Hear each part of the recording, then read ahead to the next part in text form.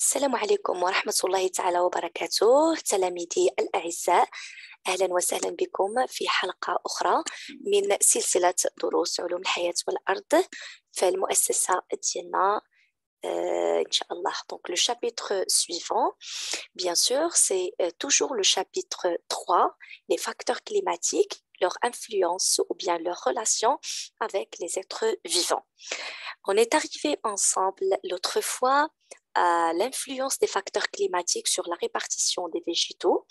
On va étudier surtout l'influence de ces facteurs climatiques sur la répartition de quelques végétaux au Maroc, bien sûr, et surtout les régions de répartition du cèdre marocain.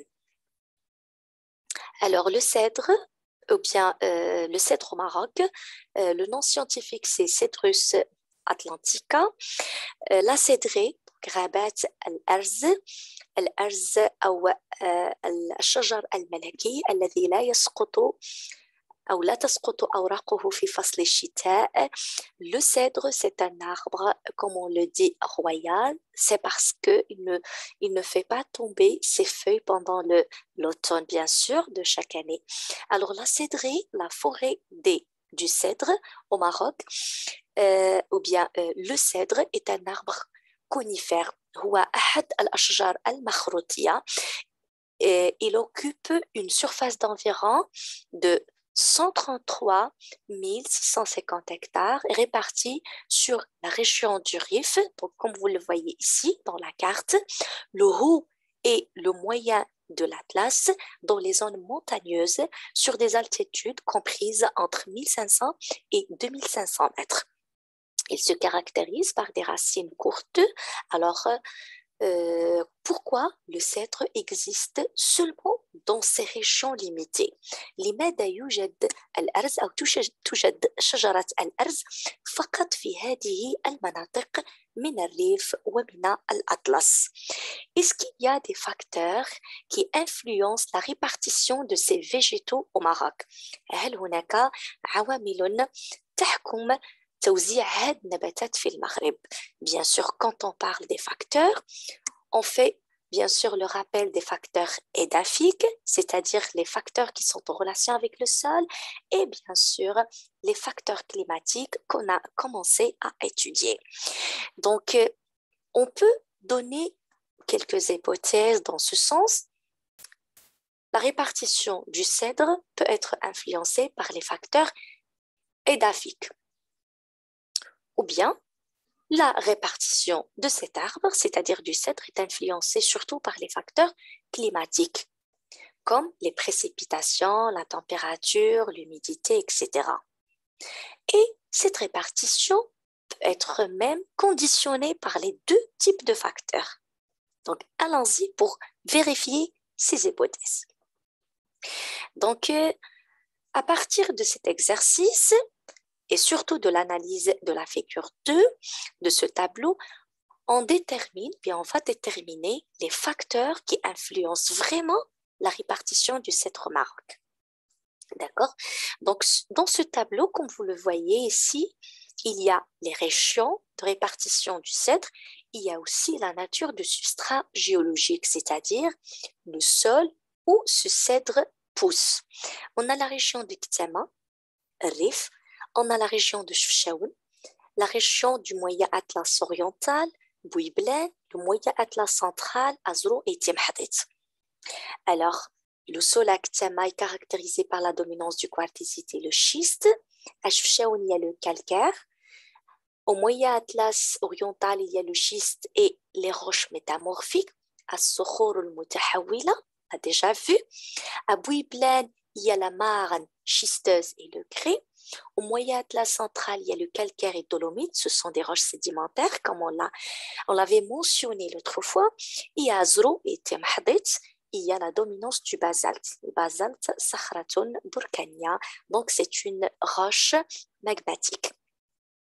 Alors, à partir de la nature du substrat géologique ou bien du sol, est-ce que vous voyez ici, ou bien vous remarquez que le cèdre dans toutes ces régions pousse seulement sur un seul type du sol, ou un seul type ou bien de nature de substrat géologique unique ou bien déterminée ou bien précise.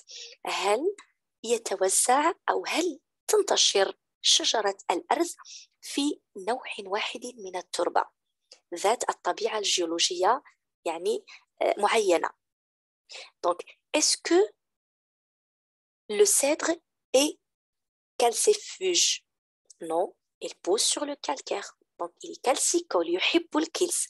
Est-ce que le cèdre pousse seulement sur le schiste? Non. Donc, on peut dire ou bien remarquer clairement à partir de ce tableau que le cèdre peut pousser sur différents types du sol. On dit que le cèdre est un arbre indifférent par rapport au type du sol. الأرز شجرة أو نبتة غير مبالية بطبيعة التربة، أي أنها لا تحتكر تواجدها على نوع واحد من التربة. Donc le cèdre pousse sur tous les types du sol. Il n'est pas donc, comme conclusion, il n'est pas conditionné par un seul type du sol. Il n'est pas conditionné par les facteurs édafiques. الأرز شجرة لا تتأثر أو لا يتحكم في توزيعها نوع من أنواع التربة، لا تتحكم فيها العوامل التربوية. C'est clair, d'accord? On passe au deuxième exercice à partir duquel on peut tirer vraiment le facteur qui influence la répartition du cèdre au Maroc. En se basant sur le document ci-dessus, on va répondre ensemble, bien sûr, aux questions suivantes. On a un tableau, bien sûr, où il y a des informations qui ont été enregistrées, bien sûr des renseignements qui sont en relation avec le climat, avec la température et les précipitations. هناك معلومات جمعت في هذه أو في هذا الجدول متعلقة بعوامل مناخية محضة، الحرارة والتساقطات.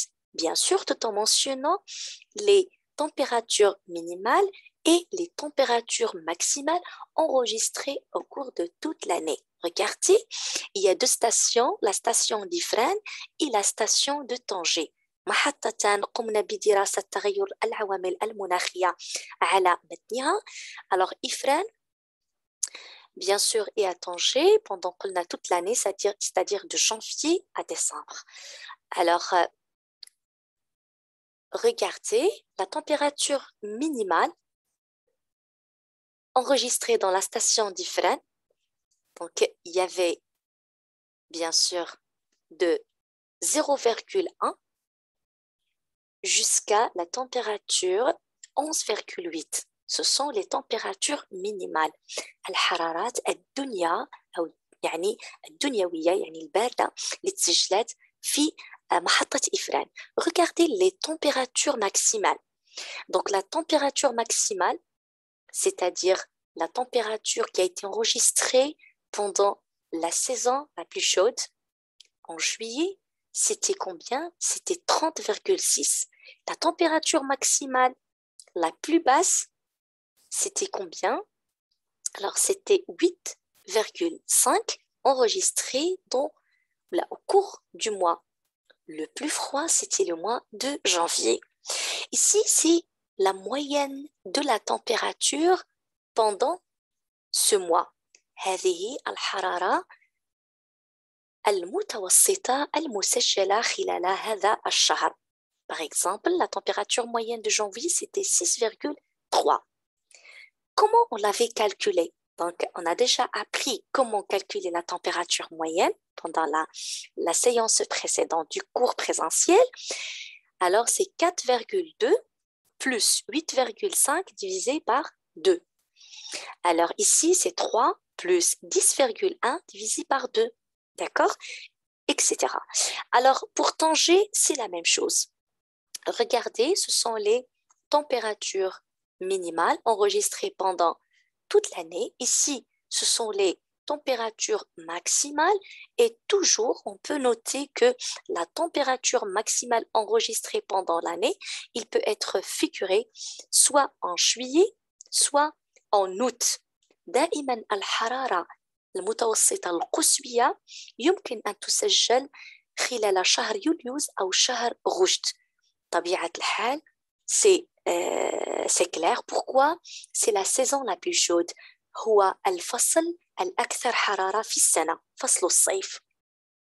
Et ici, ce sont les températures, bien sûr, les températures moyennes, c'est-à-dire la somme des deux températures divisées par deux.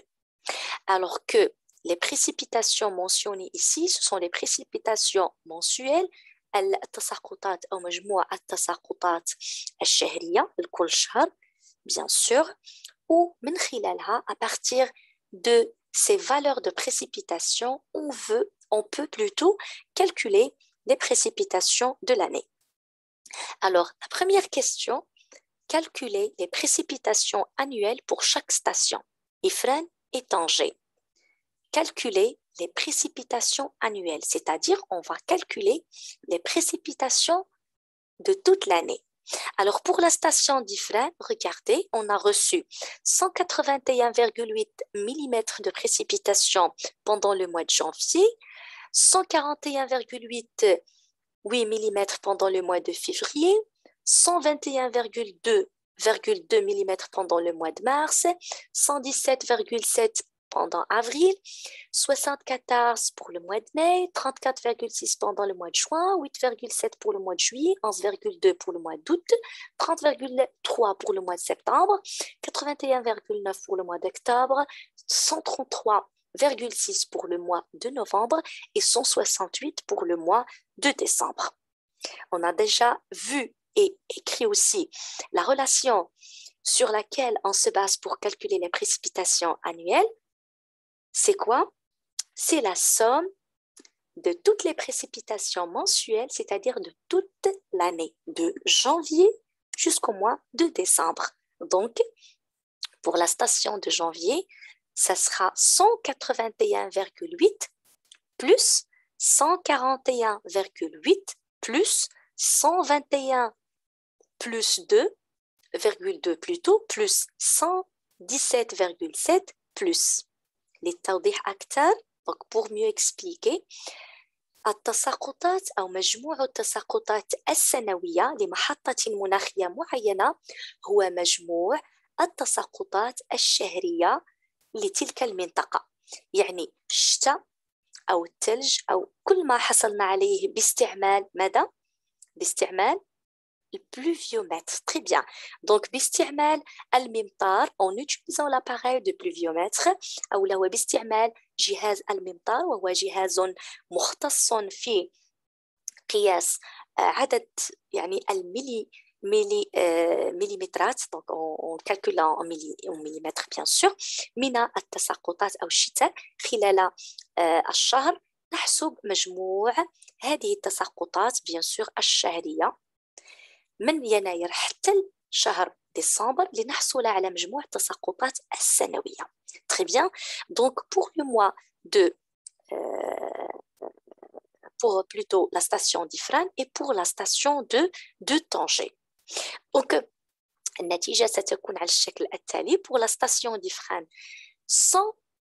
1000 plutôt 1104,8 mm, alors que pour la station de Tanger, les précipitations annuelles, bien sûr, on donne le symbole de PA, c'est 751,5 mm. La question suivante, donnez la valeur de la moyenne mensuelle. Moyenne mensuelle. La moyenne mensuelle هي متوسط الشهري. المتوسط الشهري de température للحرارة, c'est-à-dire la température moyenne du mois X ou bien du mois Y. Donc, c'est quel mois ici? Pour le mois de juillet. Alors, en définissant la température maximale et la température minimale. Donc, on va directement vers le mois de juillet. Regardez ici. Alors, pour le mois de juillet, la température moyenne, c'est 11,8, c'est la température minimale. La température maximale, c'était 30,6. Divisé par 2, la moyenne, c'est 21,2. متوسط الحرارة لشهر يوليوز للمحطة المناخية إفران هو 11.8 حرارة دنيا زائد 30.1 وهي الحرارة 30.6 كحرارة قصوى سجلت خلال هذا الفصل مقسومة على 2. النتيجة, donc le résultat c'était 21,2. Pour la station de Tanger, on prend toujours les valeurs enregistrées pendant le mois de juillet. Donc la température minimale c'est 18,8 plus la température maximale c'est 26,4 divisé par 22 plutôt divisé par 2, ça donne 22,6. D'accord? Donc en juillet, en définissant la température maximale et minimale. Donc, maximale et minimale pour le mois de juillet. Si on veut retirer la température maximale de toute l'année, la station différente, la température minimale, ici, regardez, minimale, elle a été enregistrée pendant le mois de mars. 0,1, c'est la température minimale enregistrée par la station différente, c'était 0,1 degrés Celsius, bien sûr, pendant le mois de mars. Alors que la température maximale, regardez, c'est 30,6, elle a été enregistrée pendant le mois de juillet.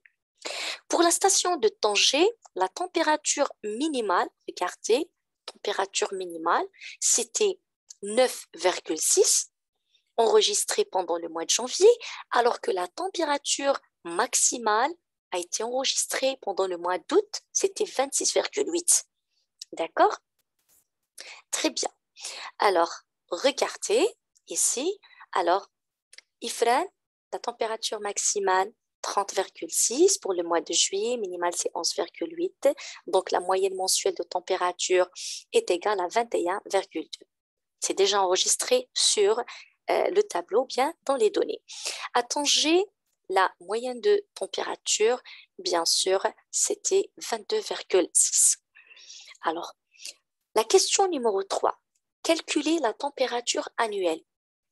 حسب لنا الحرارة السنوية. من تقول لك الحرارة السنوية تنقصد بها متوسط الحرارة أو هو الحرارة اللي يمكن لنا نعطيو لديك لا ستاسيون.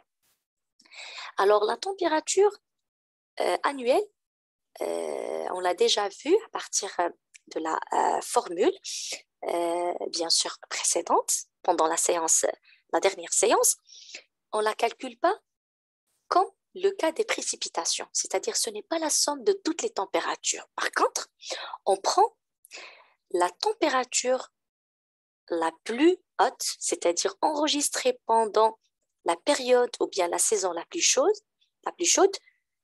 plus la température la plus basse enregistrée pendant le mois le plus froid, divisé par 2. دونك نقصد بها هنا متوسط الحرارة السنوي ويحسب كالتالي: درجة الحرارة بالسلسيوس المسجلة خلال الفصل الأكثر سخونة أو حرارة، بطبيعة الحال كيكون فصل الصيف إما يوليوز وإما غشت، زائد الحرارة الدنيا يعني أصغر حرارة مسجلة في الفصل البارد الجد بارد مقسومة على 2.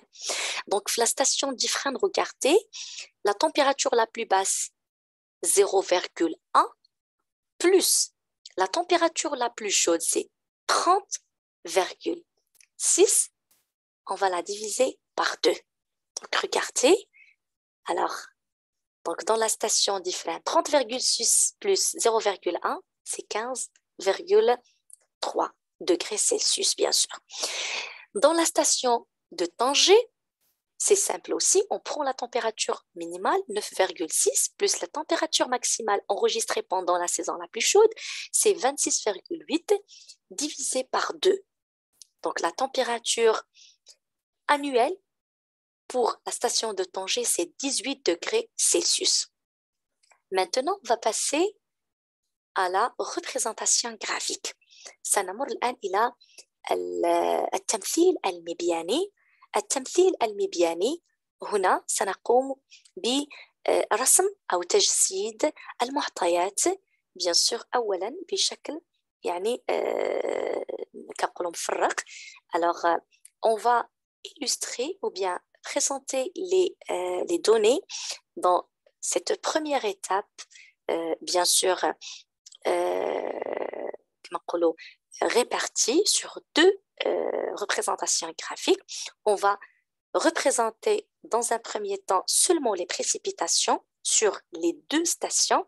En deuxième étape, on va aussi représenter les températures enregistrées sur la variation des températures enregistrées sur les deux stations. Après, on va passer à une troisième étape où on va combiner les deux variations climatiques et les illustrer sur une seule représentation graphique ou bien sur un seul papier millimétré.